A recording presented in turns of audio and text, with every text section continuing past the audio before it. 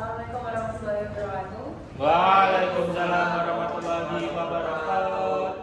Selamat pagi menjelang siang rekan-rekan dan diskusi. Di sini kami dari kelompok 1 akan mempresentasikan tentang hukum publik internasional. Di sini sebelumnya ada saya sebagai moderator, Musagini. Saya Rachel Virginia dari Polri. Saya Putri Mas Ganda. Dan ada anak-anak Ansel yang lagi berhalangan lagi. Oke, lanjut. Nah, di sini yang pertama ada definisi hukum publik internasional. Apa sih hukum internasional publik itu? Jadi hukum internasional publik itu adalah peraturan yang mengatur hubungan serta masalah yang melibatkan beberapa negara yang tidak bersifat privat gitu. Jadi aturan ini mengatur beberapa interaksi antara satu negara dengan negara lainnya atau bahkan lebih. Lanjut. Nah, di sini pun ada subjek hukum itu sendiri gitu. Nah, menurut Mokhtar Kusumaatmadja, subjek hukum internasional itu merupakan pihak-pihak yang berdasarkan hukum memiliki hak dan kewajibannya gitu, serta wewenang dalam melakukan tugas-tugasnya dengan melakukan beberapa persyaratan yang memang sudah ada ditentukan sejak awal gitu. Nah, subjek hukum internasional ini sendiri itu meliputi ada 6. Yang pertama ada negara pasti, organisasi internasional, palang merah internasional, tahta suci Vatikan, pemberontakan serta individu.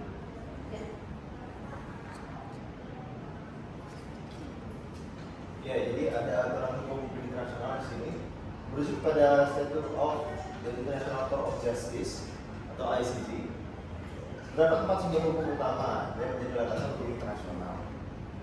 Nah, 4 hukum utama tersebut itu adalah perjanjian internasional, kebiasaan internasional, prinsip-prinsip hukum, dan juga keputusan pengadilan dan ajaran dari para ahli hukum terkemuka, judicial decision and teaching of the most highly qualified publics. Jadi perjanjian internasional itu adalah aturan yang ditetapkan melalui kesepakatan formal antar negara-negara dan bersifat mengikat secara hukum. Perjanjian ini dapat bersifat bilateral atau multilateral. Seperti contoh Konvensi Jenewa pada tahun 1949 yang mengatur tentang perlindungan korban perang. Lalu ada kebiasaan internasional, merupakan praktik yang ditetapkan secara konsisten oleh negara-negara dan diakui sebagai aturan hukum. Praktik ini menjadi bagian dari hukum internasional apabila diterima sebagai kewajiban hukum. Sebagai contoh, pelanggaran penggunaan kekuatan dalam praktik diplomasi atau hukum internasional kecuali untuk tujuan membela diri. Lalu yang ketiga itu ada prinsip-prinsip umum hukum, adalah asas-asas yang secara umum diakui oleh berbagai sistem hukum nasional dan kemudian diadopsi dalam ranah hukum internasional. Salah satu prinsip penting dalam prinsip hukum adalah Pacta sunt servanda, yang menyatakan perjanjian yang telah disepakati itu harus dipatuhi dan dilaksanakan. Serta keputusan pengadilan itu yang keempat adalah, dan ajaran para ahli hukum berfungsi sebagai sumber tambahan dalam hukum internasional walaupun tidak secara langsung mengikat semua negara. Keputusan dari Mahkamah Internasional atau pengadilan ad hoc seringkali memiliki pengaruh besar dalam membentuk interpretasi hukum internasional. Baik, selanjutnya akan dilanjutkan oleh rekan saya.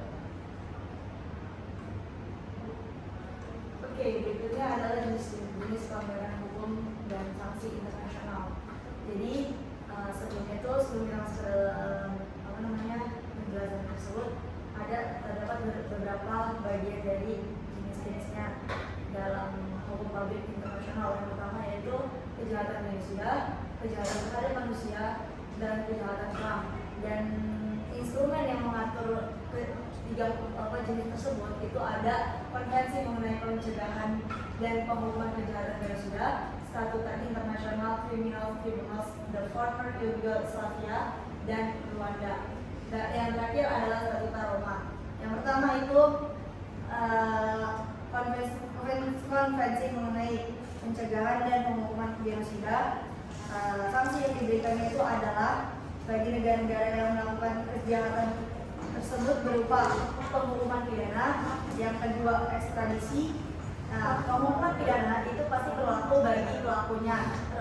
Jenis hukuman yang akan ditentukan itu tergantung dari bagaimana pengadilan internasional memberikan hukumannya, dimulai dari hukuman penjara selama beberapa tahun sampai dengan hukuman seumur hidup atau hukuman mati. Itu tergantung dari bagaimana pengadilannya memberikan sanksi kepada pelaku. Yang kedua adalah ekstradisi. Negara-negara yang melakukan bagi negara konvensi wajib melakukan kerjasama dalam memberikan ekstradisi pelaku kejahatan terhadap negara yurisdiksi dalam memberikan keadilannya. Habis itu yang kedua, jika para pelanggar tersebut melakukan pelanggarannya, saksi yang berikutnya adalah diambil dari Statuta Internasional Criminal Tribunal for the Former, yaitu penghukuman pidana dan pembekuan aset, di mana hukuman kedua itu pemberian pembekuan aset itu dilakukan jika untuk mencegah para pelaku kejahatan itu melarikan diri di negara yang bersangkutan.